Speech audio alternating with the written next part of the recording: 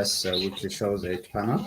Today I'm joined by Dr. Bridge, Gabisa, and Faisal Robla. Faisal is at the airport, so if you are hearing any background noise, he's on his way to board.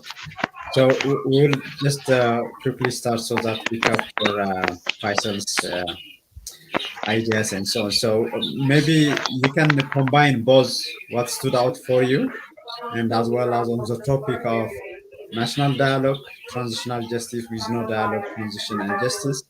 Faisal. Thank you very much, Getachew.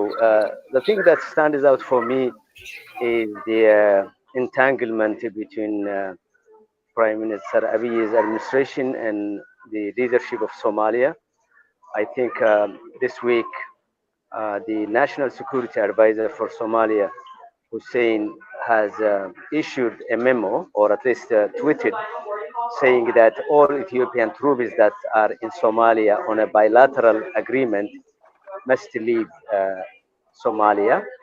Whether that is really reflective of the current president's office or not, I cannot confirm, but it has created a lot of sort of like cloud on the already, deteriorated relationship between Ethiopia and Somalia. I think Prime Minister Abiy's side, I'm hearing, have two groups on the MOU. One group headed by the Minister of Foreign Affairs wants things to slow down so that they can look at negotiation and some sort of diplomatic relationship. The security aspect of the or group like Ridwan Hussein are gun ho pushing the Prime Minister to right away sign the recognition of Somaliland so the whole thing could go forward. So I think that issue is something that I've been watching and it stood out for me. Thank you. Okay, so you might be boarding soon, so you can speak to the subject as well.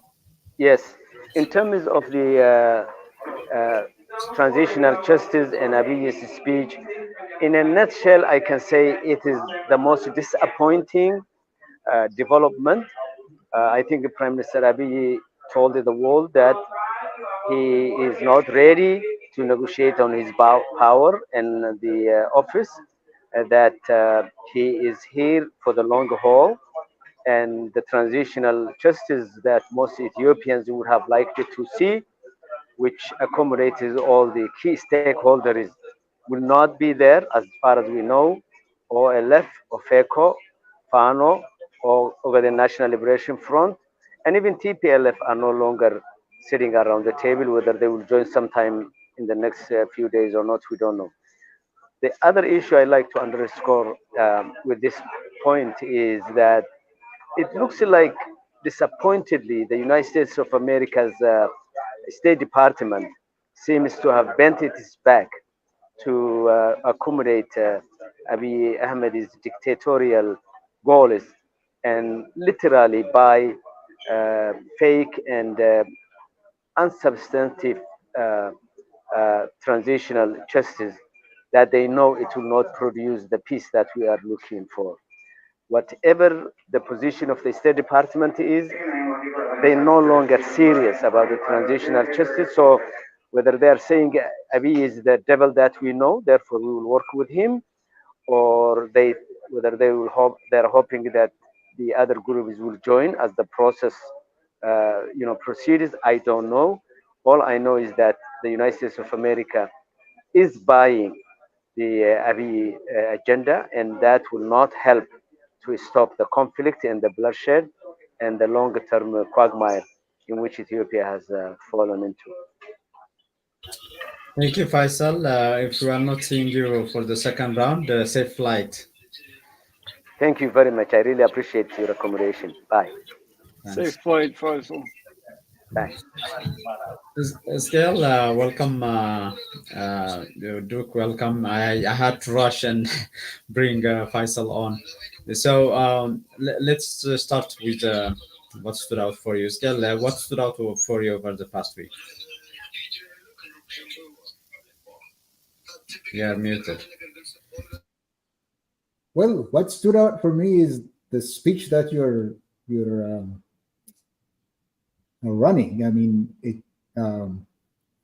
of course, what's going on in Ethiopia today basically is the national dialogue, if it is a national dialogue,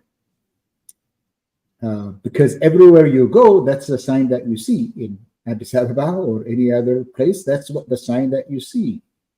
The television, the radio, and everybody's talking about the national dialogue. And when you see that, you really think that Ethiopia is really engaging the issues that divide the Ethiopian people, ready to negotiate and arrive at a political settlement that could ensure sustainable peace in the country. You would think that's the case. But the launching of it, the formal launching of the national dialogue in now the venue where the Ethiopian government actually meets for anything public, the new hall at Adwa, they use it for all kinds of things, does not give you hope. You would think that the prime minister would probably do the right thing, at least for a change, and refrain from making statements that are counterproductive for the success of the national dialogue. But true to his nature, he didn't care. I mean, it just baffles me why leaders act this way. You would think that leaders operate within the expected realm of conduct, statecraft, observing norms, and respecting governing traditions, and behave in ways that are considered appropriate to the office that they hold. Usually, they are careful. They're careful not to send mixed messages to their people, not to telegraph confusing statements, and not to take conflicting stands. But the speech yesterday that the prime minister delivered on that occasion is everything that a leader isn't supposed to do. It's laden with misstatements, inappropriate pronouncements, and I guess Faisal is not here, but I was going to be careful not to say lies, but let me call it just euphemistically call it blatant untruth. So on one level, not just about the national dialogue, there's a concern, as far as I'm concerned, about the Ethiopian president. Ethiopian, I said it even before I said it even before he becomes the president. Yeah. There is a concern there, I mean, the Security Council did not meet more than 10 times to discuss the Grand Ethiopian Renaissance Dam. It met twice. It discussed twice. The first took place in June, I think June 29, 2020, requested by Egypt. And the second occurred on July 8th, 2021, requested by Tunisia. This is on record. You can just type Google how many times did the Security Council meet, and it just brings up the record. It's so easy, so verifiable. No action was taken by the Security Council. However, the Security Council held meetings, 8 meetings to be sure, on the Tigray war between November 2020, when the war started, and August 2021 to discuss the humanitarian crisis in Tigray, meaning the use of food as a weapon. And the claim that a stand was taken by the Security Council against Ethiopia, threats were issued, and some aid was withheld by the Security Council simply is a deliberate misstatement. I don't know why the Ethiopian leader on a stage like that where everybody is listening. Everyone is expecting, and they listen. Why he makes that kind of misstatement, I don't quite understand. Now, the second is the launching of a national dialogue was supposed to be a forum that is independent, inclusive, and credible if it were to succeed as a national dialogue, if it were to succeed with its stated mission. It was not supposed to be a partisan stage, a partisan forum, where the government extols its achievements. It was not supposed to be an occasion where the Prosperity Party kicks off its electoral campaign for the next cycle of the election. That was not what it was supposed to be, but it was made to be a pedestal for making inappropriate pronouncements. That stage was supposed to be different. Why, on a day that you should be careful not to make misstatements and deliberate confusing statements, when you should be careful why they actually go the whole court and destroy the whole thing, I don't understand. Now, the list of achievements that the president of the Prosperity Party rattled off were also blatantly untrue. Ethiopia has not developed a capability, and I'm sure that Duke knows this more than anybody else, that they don't have a capability to produce enough wheat domestically, making the country self-sufficient. This is untrue because a few months prior to this statement, the foreign minister of Ethiopia was in Geneva asking the international community for food assistance for 22 million Ethiopians.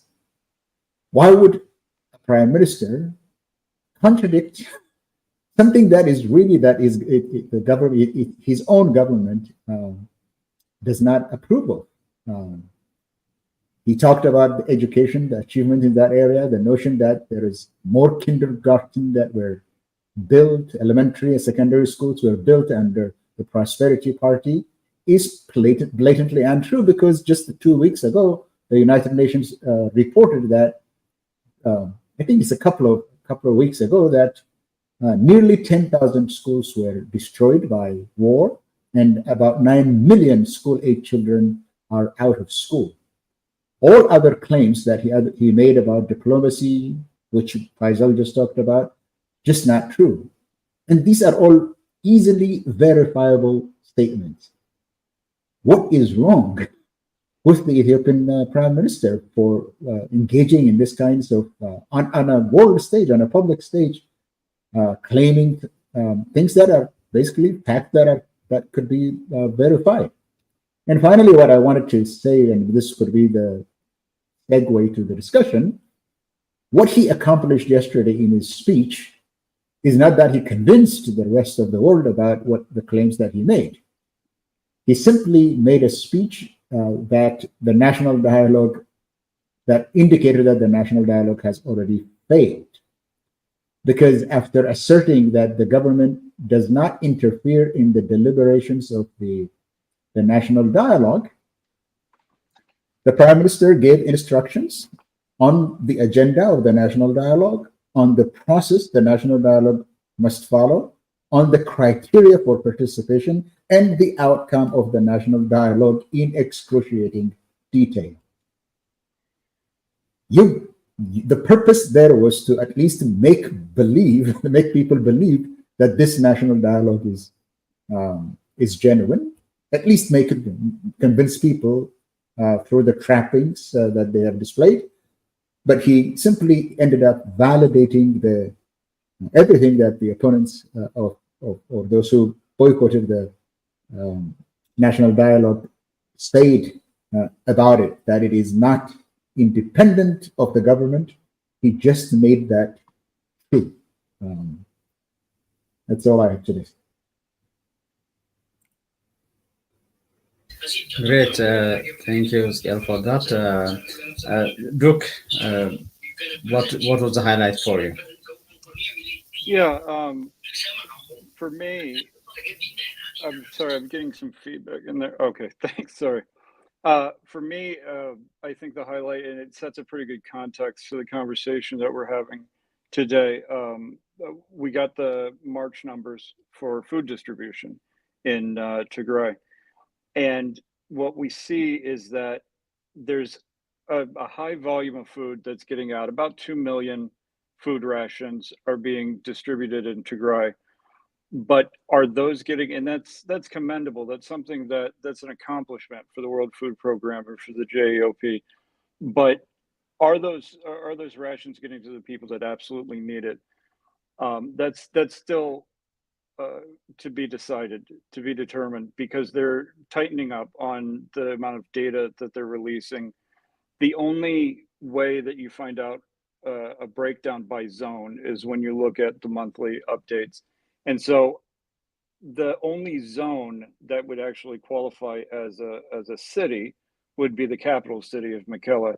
And I wanted to focus on this for three reasons. One, the first being that it is a city. The second being that it's host to about 140,000 displaced people.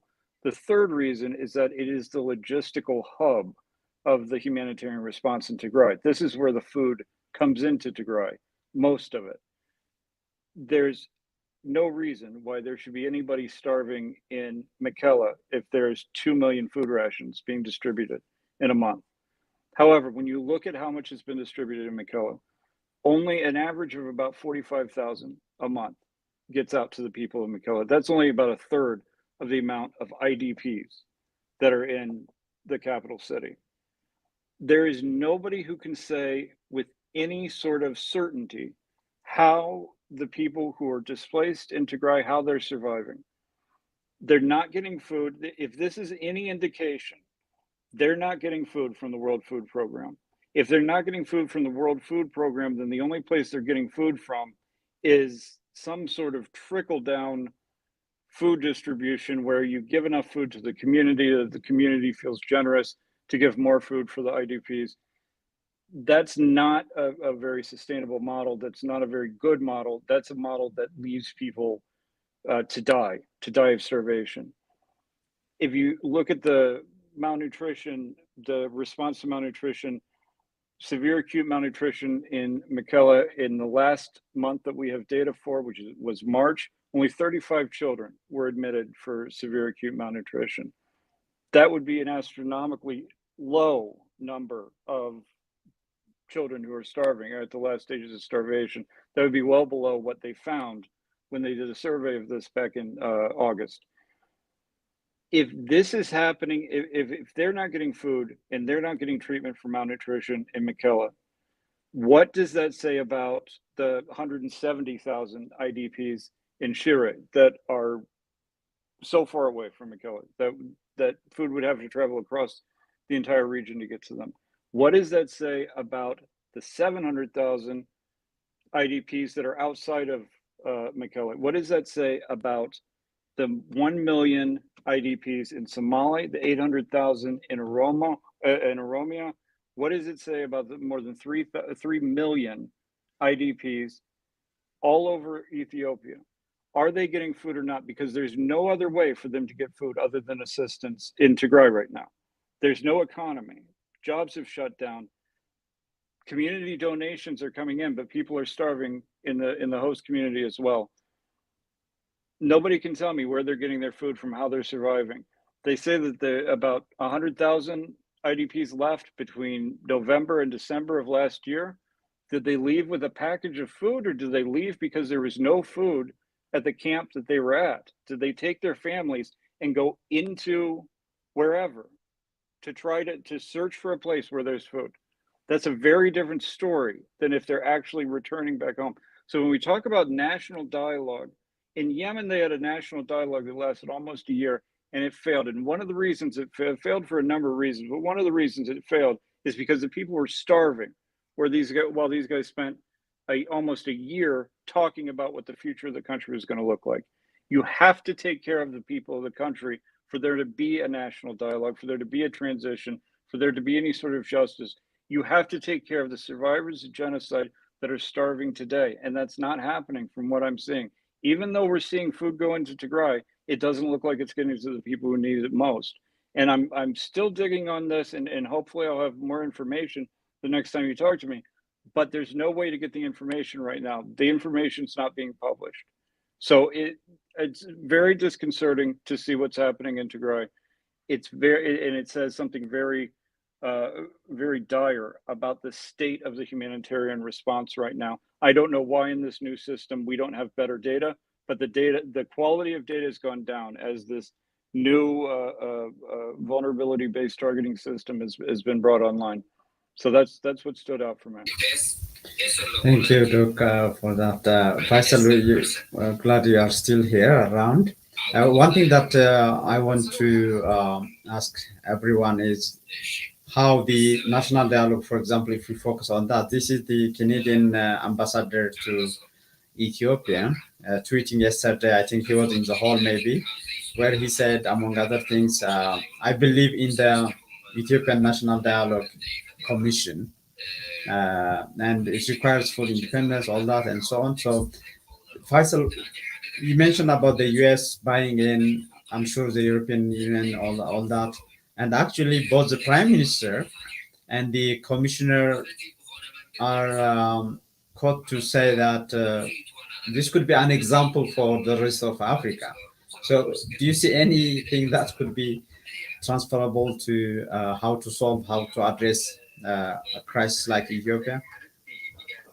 Well, I think maybe different people are speaking with different language. When the Ethiopian government talks about the current mikikir, or if you will, dialogue, it just the little noise. It's talking about diverting the pressures that are imposed on the government and bringing different groups, especially the armed ones, into submitting and putting down the guns and then accepting whatever program that the government proposes. They're not really inviting these groups to be partners in the making of peace. And that's what we would have liked as the dialogue to shape itself. As I said before, the American State Department has hired a full-blown ambassadorial level person to draft guidelines for transitional justice that are aligned with the current principles of the dialogue that Ethiopia is carrying. Both documents, from what I understand, are not calling. Thank you for your assistance in the border process. Are not calling for complete inclusion of the groups at an equal term. So I will shut off here and then probably come back. Thank you, Faisal. Still, I was actually wondering if your article is out, but okay. Okay, so I want to pick your brain in terms of the person, the Prime Minister, and how all these institutions are going. Given that we have a number of commissions that came and left, and this commission seems to have been from its establishment was 2 years and 3 months ago, and today is the first meeting, I guess, or the dialogue that's happening. So, is there anything that you can, maybe relate in how this might follow the same as the others? No, this has two specific purposes: the national dialogue, and not the transitional justice that we will talk as a separate matter. This has basically two goals, and that's what I was trying to say at the beginning, where the Prime Minister himself set the agenda. He set the agenda in three categories. I think I was listening to his thing and taking notes. Number one, he said it's to establish a new narrative that does not divide people. That the problem in the country is that there were narratives that divided people. So they're going to have a new narrative that would bring people together, that reconciles people, rather than divide the people. Second is that he said Ethiopia had suffered some brokenness. But he said this is how we actually would find solutions to the brokenness, however you interpret what that brokenness is. Now, but for me, if I don't want to go, for me, what he means is the Ethiopian constitution, for instance, has a preamble in which it's stated, we, the nations, nationalities, and peoples of Ethiopia agreed to form a new political and economic community of our own volition.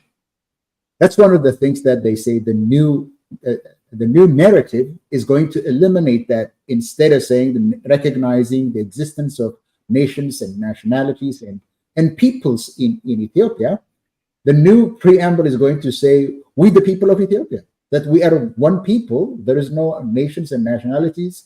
That kind of recognition must not be given at the level of an organic law that governs the country. This is what they have been saying, and that's what he wants to do. He's talked about a flag, for instance, the star at the center. Is it if people don't like it, we can take it out.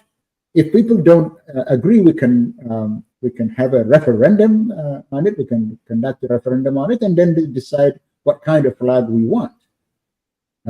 He also said that we had the chance, which I really was taken aback by that statement. He said that the Derg had, or the military government had, what the Derg government did was to tear up the monarchy's constitution and replace it by its own. And the Federalists came in and they tore up the Derg's constitution and replaced it by their own. And he said in 2018, we had that opportunity. He said, we had the opportunity to completely tear up the Federalist Constitution and replace it with whatever he wanted to.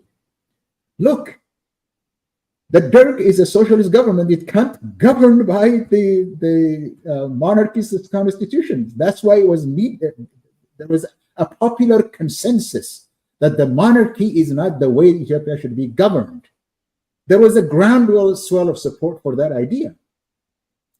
When the Federalists came in and the Derg was removed, the socialist idea, or the socialist proletarian idea itself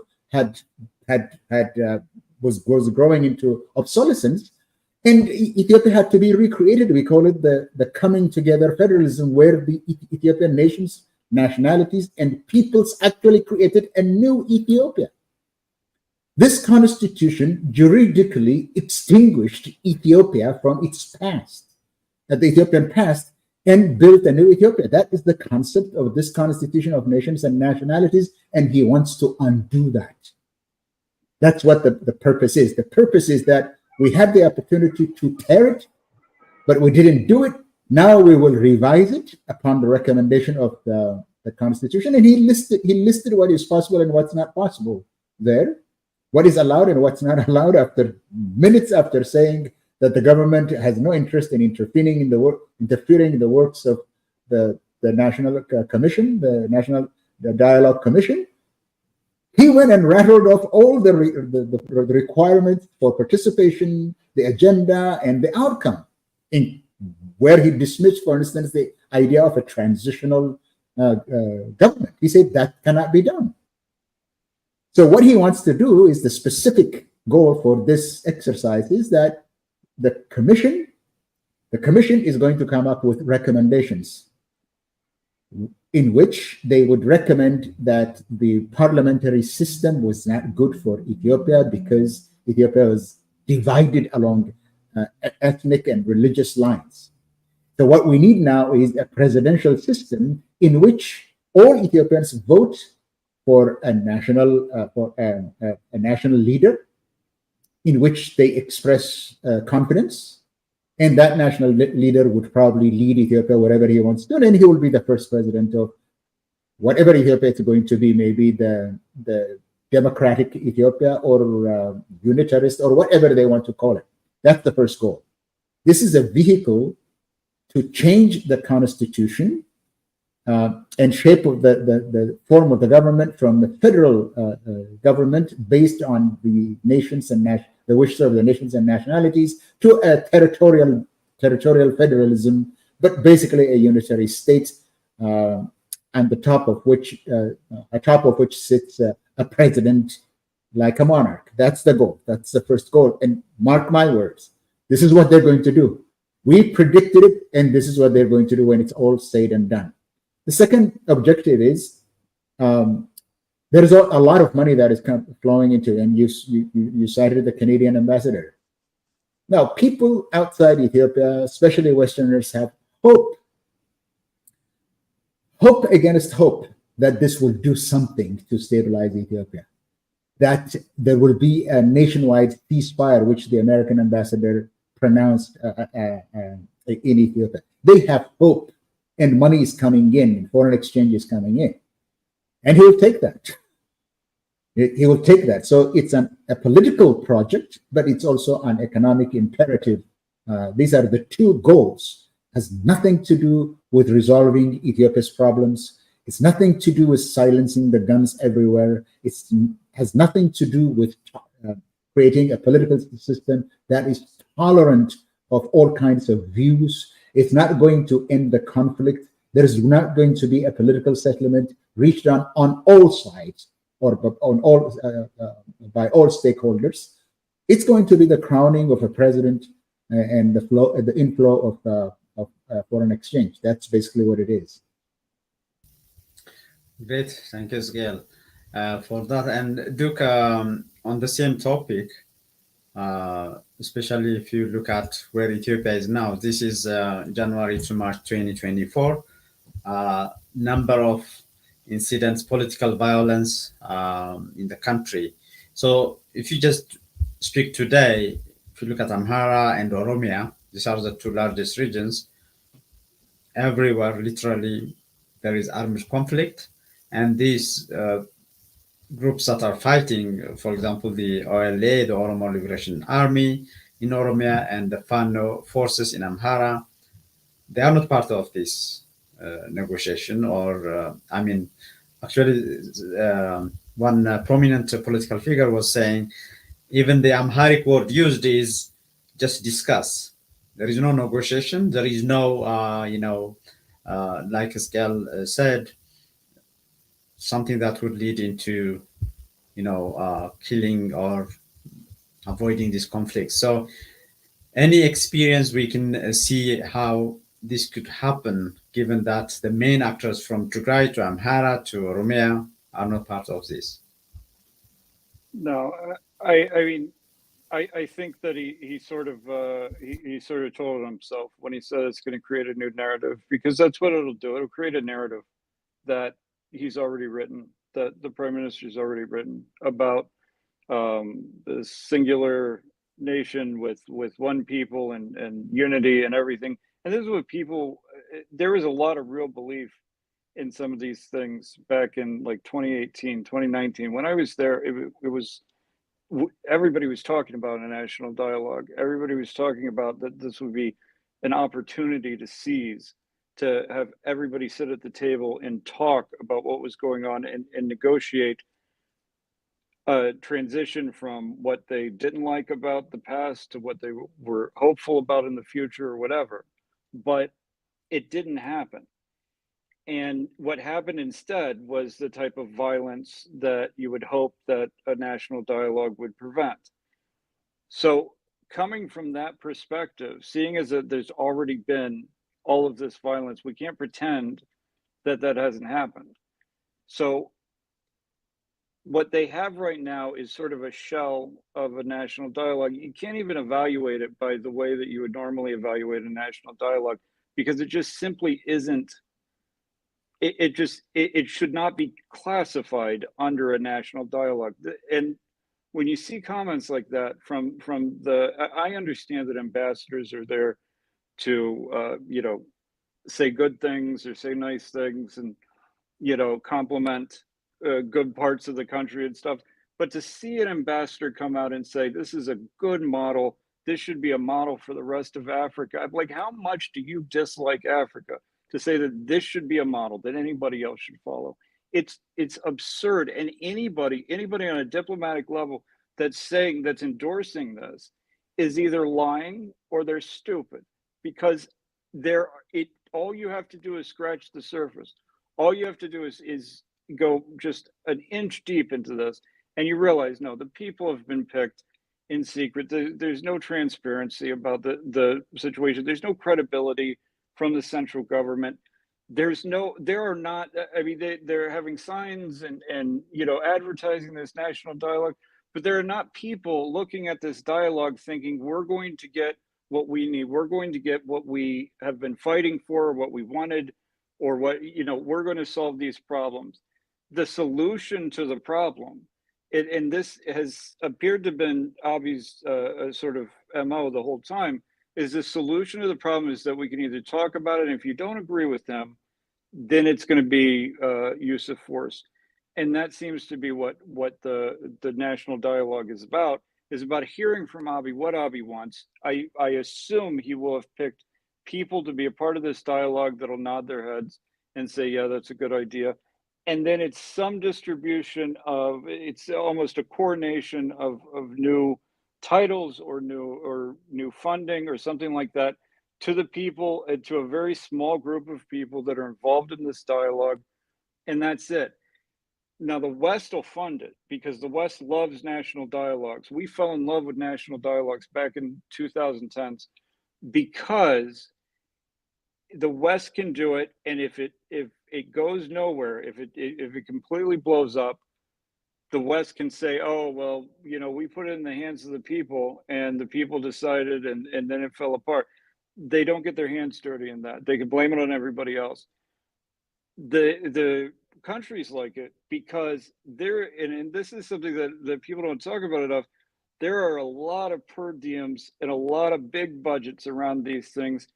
People get, as long as they can keep talking, they keep getting money. They keep staying in hotels. They keep getting money. Anybody from the State Department who's there to oversee it, they're on some sort of $300 a day per diem in Addis, which you can't spend $300 in Addis. I've tried. But it's an absurd circumstance to put people in because nobody's incentivized to actually tackle any of the hard problems. Maybe there'll be some revelations, maybe there'll be some progress on something, but that'll be already decided. It's like watching a movie. This isn't real. The dialogue isn't real. And anybody pretending that it's real is either lacks the experience to understand that this is not how a national dialogue works, or they think it's just better to say it's real because we can wash our hands of it. And that's really scary. I don't see how this can, I don't know. I don't want to say I don't know how it can succeed in actually reducing the tension in Ethiopia. And when I say tension, I mean the violent tension that's happening throughout Ethiopia. I don't see how it can succeed in doing that. I think that it'll be a success as far as Abiy is concerned. I think that it'll come off without a hitch. There shouldn't be anything stopping it. They're not going to tackle anything serious. They're not going to make any real progress in Ethiopia. So that should take all the pressure off of them. It's going to go on for a while. They're going to declare it a success. There's going to be a couple new appointments. There's going to be new funding, and that's it. And that's sad because there's a real need for a national dialogue. They missed an opportunity to have it, and they could still have it today if anybody was willing to take it seriously, to take the principles seriously, that you have to have the credibility of the person convening it. You have to have it has to be inclusive. You have to have the people at the table that can actually speak for a large number of constituents and can actually convey their needs, their desires, their needs, their grievances, that can actually lay that out. And you don't have that in the national dialogue that he's put together. And so to see anybody jumping on board this is very sad. Thank you, Duke. Skal, the question we were covering in terms of the national dialogue is it's not national, it's not real dialogue. The same could be maybe kind of similar question on the transitional justice. There is no transition. And is there any justice that's being served in yet another institution that is being pushed by Arakilo? Yeah, it's even worse, by the way.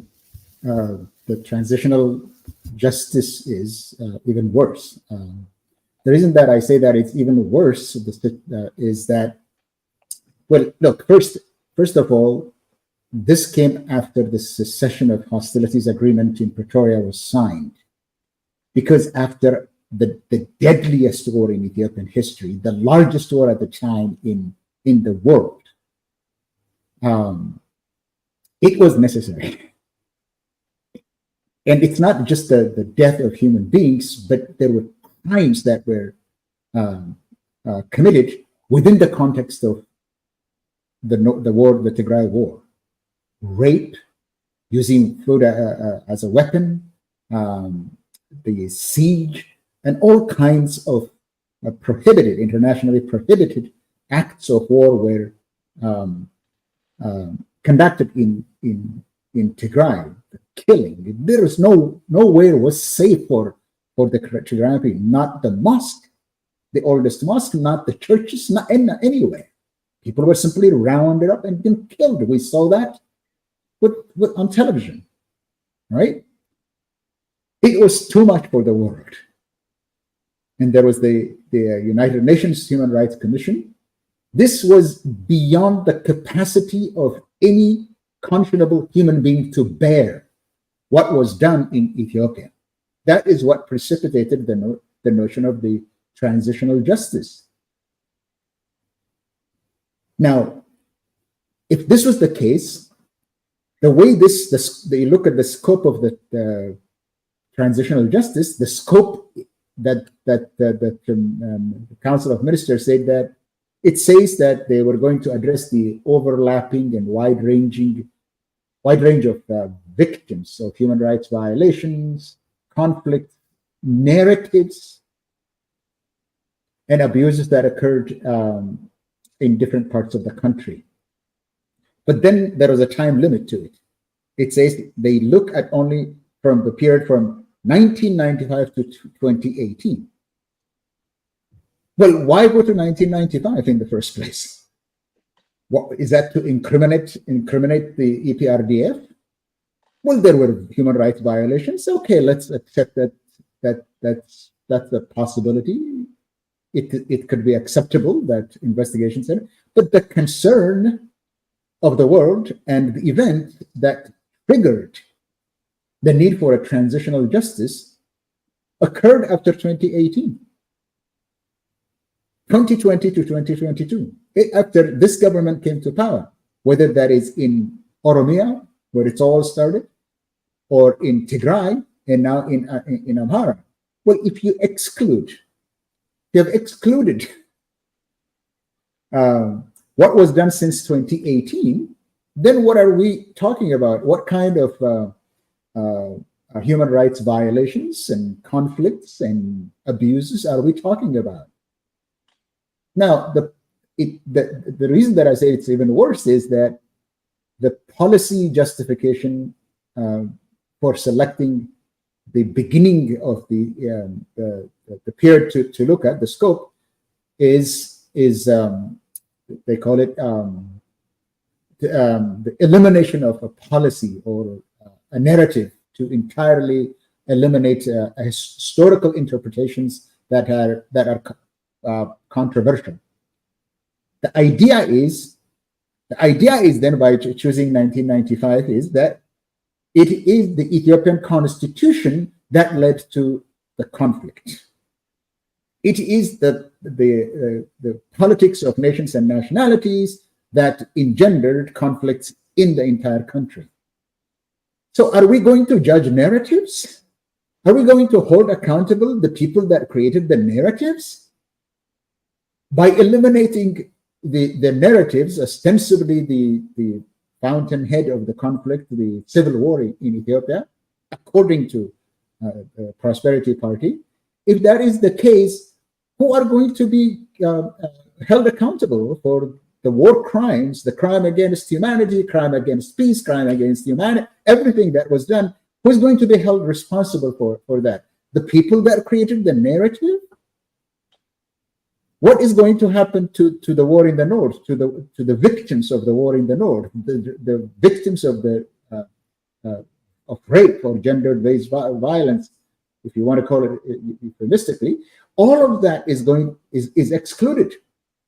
Or if it happened because it was because of the Constitution, and it's because of the federal administration. So the justice for the victims, is not here. Nobody is going to be held accountable. The government of Ethiopia.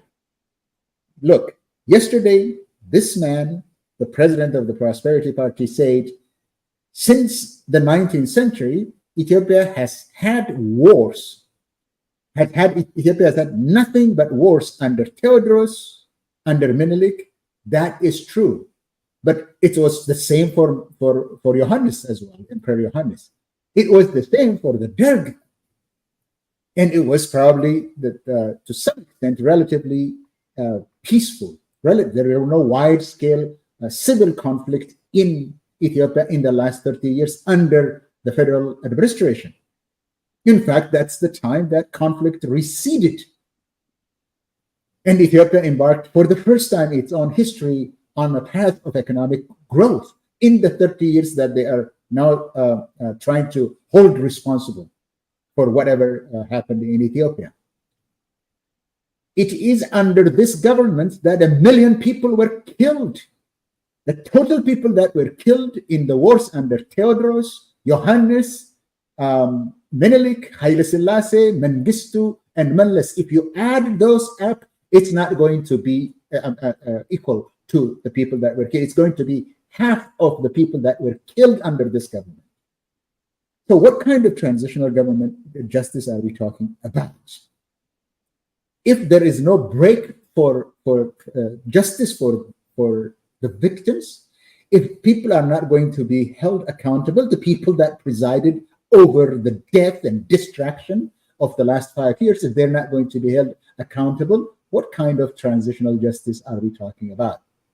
Now, there is one more rationale for transitional justice. That is, it's exercised, it's conducted in order to find some kind of consensus where people actually agree in a country, agree that there is a transition from something to another.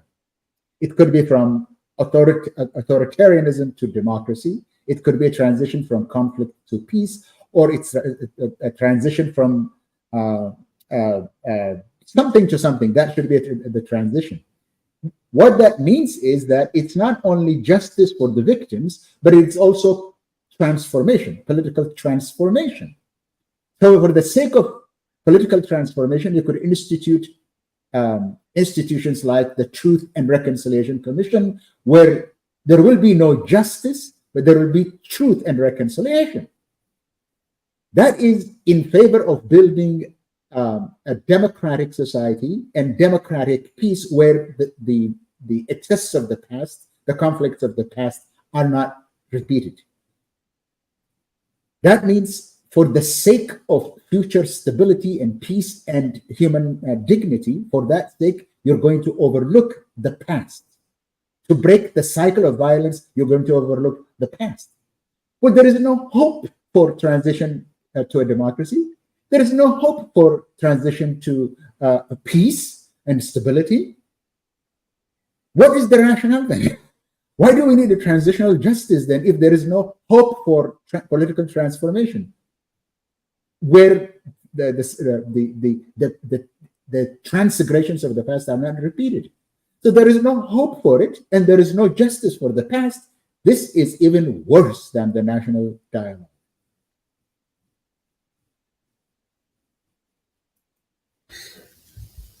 Great, thank you, Skell. Duke, maybe you can also include your final thoughts on this. One of the things that the Prime Minister said in that speech is warning, this as a last chance, as if this is, comprehensive and inclusive enough. So he was warning those who are not part of this, you should be dealt with, differently and so on. So again, if this conflict, this killing, all that happened in Tigray has been happening in Wallagga, Oromia, even before Tigray, and what has been happening in Amhara for over a year now, where civilians, actually, as we speak this week, will decide whether there will be a renewal of the state of emergency in Amhara or not. And actually, people are saying the government of Abiy Ahmed is on might start a big offensive, yet another offensive in Amhara region to make, to decide before what they want to do with the state of emergency. That was renewed once. So what is your take in terms of what might play out both on the dialogue versus, finishing them off, that's a narrative from Arakilo versus the transitional justice they're speaking about? Yeah, that's it. It's chilling. Tiro says this is the last chance. So this is to add a sort of veiled threat there, just with his history of peacemaking. I mean, I know he has a degree, and somebody wrote his dissertation for him, but he has a degree in peace building, and we remember the last time he made peace with Eritrea. It turned out that was a coalition to wage war against his own people, and I hope that what he's doing right now is not a coalition to wage war against his own people again, but a lot of the signs are pointing to it, because and if you get this national dialogue conference and this transitional justice, and you have people that are not participating in it, then you can say that they're spoilers, that this thing would have gone off great if it wasn't for these troublemakers who didn't want to participate, or whatever he's going to call them. But they need to be involved, but they need to be involved in a better program. I mean, I think Scott was right. The transitional justice, everybody has a stake in it except for criminals, except for people that did these horrible atrocities. And unfortunately, the people responsible for the atrocities are the ones calling the shots here. But the victims have a stake in it because they get to have their grievances heard, and they get some sense of justice. Everyone else who wasn't a victim, they get to understand that they're going to live in a country that's going to have that kind of justice should it be visited upon them. So should those crimes, those atrocities, God forbid, happen to anybody in Ethiopia, that there'll be some accountability. This appears to be another layer of impunity that's been laid over the people who committed these horrible, heinous crimes. And we were talking about sexual violence to maybe 100,000 women in Tigray, mass slaughter of civilians. I mean, when you're talking about the churches and mosques weren't safe places, it was even worse than that. The religious festivals were used for targeting. It was a soft target. If people were coming together, you could see it. If you look at the civilian massacres that happened in Tigray, these happened around these festivals because they knew there were going to be a lot of people there, and they could slaughter them. For this to go on and then have this sort of cover up, this nonsense that is not going to deliver justice, but is going to just shut the door on everything that happened, is a dangerous precedent to set. I mean, it's a dangerous precedent to keep going, because it seems like this is how it's been. So if there's no pivot here, if nobody outside of Ethiopia that's involved as a stakeholder in any of this, if they're not pushing for something real, and they know what's happening with the prime minister, with the regime that's in charge now, there's just no incentive for the regime to actually come up with something real. And this is going to become another thing that sounds good: national dialogue and transitional justice. These are great buzzwords that everybody likes to throw around. But if they fail, then you have war, then you have violence. I mean, there's a reason why they're sitting down to talk. There's a reason for the transitional justice. And I understand that there's a long history of human rights violations from several regimes in Ethiopia. However, to say that we're gonna knock out the past 30 years in what should be focused on people who are in power today, people who are going to be in power on the day that this transitional justice process ends, that's the emergency, that's the urgency right there, is to get those people out of power. Because if the people that were okay with weaponized starvation, if they were okay with weaponized sexual violence, if they're still in charge, then that's a complete failure. It is a license to do it again. And who wants to live in a country where that is tolerated to the extent that they're actually going to put an official seal on it, and everybody around the world is going to gather together to clap everybody on the back to celebrate this great accomplishment, because it's better than to actually pointing out that the emperor is not wearing any clothes. That seems to be what we're looking at. There's a Buddhist parable. It says you can create a statue of the Buddha out of feces, but you're still just left with a smell of crap. And that's what we have today. I don't know what the future is going to look like. I hope that Ethiopia does not devolve into a war that we see in places like Yemen. I mean, that happened after a national dialogue. That was a result of a national dialogue. There were a lot of things going on before that made them fight, but they had a national dialogue to stop it. And they said that this is a new chapter in the history of Yemen. They had somewhat more than 500 people participated in this. It went on for 10 months. They said this was a new start. And right after that, everything fell apart. And it fell apart because they were making deals behind people's backs. There was the lack of transparency. There was a lack of credibility for the government. And while they were talking about all this for 10 months, people were starving. People were not getting what they needed. So to have this dialogue, of course, you can't have 110 million people involved in a dialogue. You can't have trials for 100,000 people who were the victims of sexual violence. You can't have trials for the million people who were killed, innocent civilians slaughtered in Tigray. You can't have trials for each one of them. You'll be there all day. But you can have a system that addresses the enormity of what happened, the enormity of what happened in Tigray, the enormity of what's happening in Oromia, and what's happening to innocent civilians in Amhara that are being slaughtered, that are being starved, that are being blockaded from receiving aid. You have to address the immediate first, because if you don't, then there's no credibility to the process whatsoever. And that seems like where we are right now. We have a process that doesn't mean anything for the victims. It doesn't mean anything for people who are waiting for an opportunity to move forward. The only person that this is meaningful for are the diplomats and the regime, the people in power. Every time you go into one of these national dialogues or transitional justice or one of these big deals, you look and you see we have to make sure that this is not just a case of the elite factions capturing more resources. But this is how this one is set up. I mean, it's right down the line set up to do this. And so the people of Ethiopia are going to be left behind. Again, this has happened before. This has happened in Ethiopia before. This has happened all over the world. To try to move forward without the people, while the people are starving, these are the people who are paying the price, are the people who are displaced still. People in Tigray who are still waiting for peace. People in Amhara that are waiting for peace. People in Oromia that are still waiting for peace. Those are the people that they are going to try to build a new narrative while they die, while they starve to death.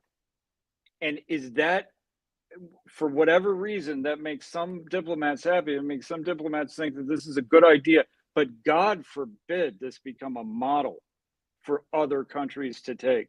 If they're going to hold their noses on this one and say, we'll deal with this farce in Ethiopia because we can't control everything, fine. And it shouldn't be able to control everything. But to say we're going to use this as a model for other countries is just, that I hadn't seen that before the show. And that is just, I mean, it's just unbelievable that anybody would wish that on any country in the world to go through this kind of charade that you're seeing in Ethiopia right now is just unbelievable. And it's terrible that the United States is buying into. I'm sure that the U.S. government is having contracts, starting contracts with people to get this dialogue thing going and moving. But it's just it's a farce, and the people who have suffered, they deserve more than this nonsense. And I hope that there'll be some sort of breakthrough, but I can't see it happening. I can't see what's going to happen there. It looks like it's going to take its course. It looks like they're going to push this until Ethiopia gets to the breaking point. And if they think things are bad right now, they can get a whole lot worse. And God forbid this happen, but they get a whole lot worse. I hope that something changes between now and then, because if not, they're on a really bad roller coaster right now, and I wouldn't want to be there when it ends up. So that's my final word. Thank you, Duke.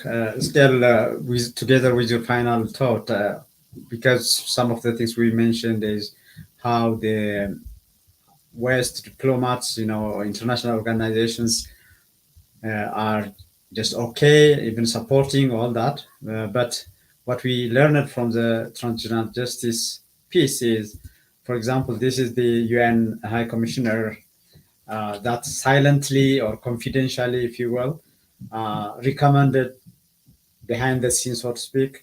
But this was not even considered. Any recommendation from them were not considered in the transitional justice policy. So it's not only about doing his own way, but also for those that are supporting and not heeding what Duke was mentioning in terms of the victim's voice. He's not listening, or the Arakilo or the government, the regime is not listening. So I just want you to share your thoughts together with your final thoughts. Yeah, I mean that's true, because just like the national dialogue, and Duke was mentioning Yemen, even the national dialogue, there are instances where it succeeded, there are instances where it did not. And it's not like the first time it was tried in Ethiopia, and the elements that are necessary for success. It's clear when you look at Tunisia and Yemen, you can compare and see what ought to be done and what ought not to be done. You can be careful about it. This one, the national dialogue in Ethiopia, has violated all of them. Inclusive, it has to be inclusive, credible, transparent, participatory, holistic, and implementation. All of that is not present in. So when all the elements that are necessary for success are not included, that it's bound to fail. And as I said earlier, they don't care about that. They're not interested in political transformation. They're all interested in crowning a man to create a personalist dictatorship. That's basically what it is going. What type of personalist dictatorship it's going to be? That's the only question that one should ask. Is it going to be Idi Amin or Jean Bedel Bokassa? Or is it going to be Hissene Hebre? Is it going to be Masias Nguema? That's all you have to ask, because that is the experience of Africa in personalist dictatorships, where there is absolutely no accountability, where Masias Nguema could round up all of his ministers and take them to the stadium and shoot them all. Nothing happens. Nothing happens until somebody else who is envious of the position that Masias Nguema, his own uncle or something, removed him from power. That's the only way the personalist dictatorships act. It's been a bloodbath in Ethiopia already, because the personalist dictatorship is not constitutionally endorsed yet. The National Commission is going to endorse a personalist dictatorship in Ethiopia, and the blood that started to flow in 1960 in Ethiopia, to be sure, accelerated under this government, is going to continue to flow. And for this kind of government behavior, transitional justice is the answer. It's been tried in so many places in Latin America, in Asia, in Africa. It's been tried in different forms. It has known components. It's justice, for instance, transitional justice. There has to be some criminal justice component to it. And it's also transformation. There should be some truth-seeking, truth-telling component to it. And there are victims here, and there has to be some compensation for them, some reparation for them. There should be some amnesty or something. All of that should be in transitional justice, and those elements are not in this transitional justice, as I said earlier. That's what I would say about all of this. It's basically creating endorsing a personalist dictatorship through the national dialogue, and absolving this regime of the crimes that they have committed and justifying them, cleansing of the atrocities that they have committed. And then he is going to stand as a clean man to be the next president of the Republic of Ethiopia for 2 terms. That's what's going to happen. What does this mean? My final thought about that. What does this mean? To some extent, I've studied the stories of revolutions and reforms, radical revolutions, transformative revolutions. Most of the revolutions that I know did not succeed. The reason that they do not succeed, revolutions do not succeed in achieving their goals, including in Ethiopia, is people who are in the system actually snap back and take over the revolutionary process itself. The reactionaries, the counter-revolutionaries, they become ensconced in the system, lay low for a while, but they work the system to capture the levers of power. What happened in Ethiopia after the popular revolution or the popular unrest ended the EPRDF dictatorship? People within the system, the perpetrators of the human rights violation under the EPRDF, the captured elements of the OPDO, those who had been nursing grievances against the TPLF, they took over power, the military and the political power and the security. The INSA people under the EPRDF, including the prime minister, including the deputy prime minister, who are all products of INSA, intelligence people, they took over the government. They took over the revolution. The counter-revolution hijacked the revolution. The counter-revolution took over. And what we see today, that was completed now. If there was any doubt that there would be some international effort to save the democratization process, that there would be some form of a democratic dispensation in Ethiopia, was completely closed off today or yesterday or by these 2 processes. So at the end of the day, what we will see is a brutal dictatorship in power in Ethiopia, whose record we have already seen in the last 6 years. What we have seen in the last 6 years in Ethiopia is unalloyed evil unleashed on Ethiopians. Now it will come with a constitution that gives it power. Sometimes in the Amhara or the Tigray or in Oromo region, they have been declaring states of emergency to have emergency rule. Now they will have a constitution. They will have a constitution that gives them all the power that they need to brutalize the Ethiopian people, especially the nationalists. That's what we are in for. Revolutions are always hijacked from within. The mistake that we made in 2018 is to allow the people within that brutal system to take over the reins of power. Because once they took the reins of power, they had all the means, the media, the finance, the military, the intelligence, everything that they needed to do the work of counter-revolution. We're in a worse place today than we were a week ago about Ethiopia. Thank you, Oscar, for that final thought. That ends our today's show, and we'll continue as this process continues. We'll also cover it here at the H panel. Oscar Gapisa, Dr. Bridge, thank you for your time. Good night. Thank you. You have been following our weekly show, the H panel. We'll have another episode next Sunday, 7 p.m. And follow us, like what we do, and share it. If you haven't subscribed to our channel, subscribe that as well. Good night. Bye.